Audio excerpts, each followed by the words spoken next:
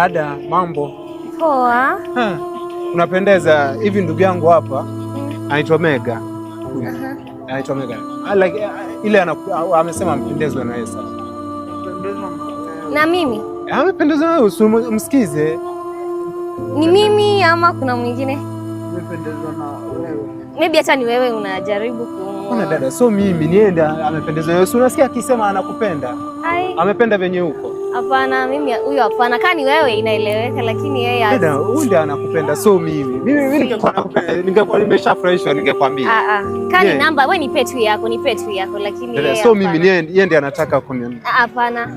Mimi nataka yako, lakini yeye. Sawa, leta basi nikuwekee. Shika, mweke namba yako. Hapana. Guy, sisa. Niye ndiye alikuwa anataka namba yako. Hapana, mimi mtu mlemavu. Sitawezana. Dada, acha nikwambie kitu moja. Bro, kiasi tu acha nimwambie kitu. Angalia dada, acha nikwambie kitu moja. Ulemavu so udhaifu. Na tena hakuzaliwa hivi. Sisi wote tulikuwa tunatafuta. Ndio maana hata mimi nimesurika sana. Ndio maana unaona niko kwa miguu yangu mimi.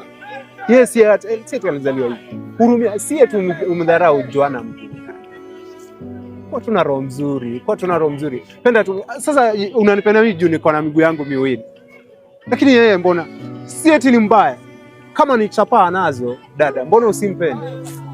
Sasa umwache eti akae single tu juu ati ni mlemavu? Ana. Ni sawa tu bro, twende. Sawa basi. Wao liko before God.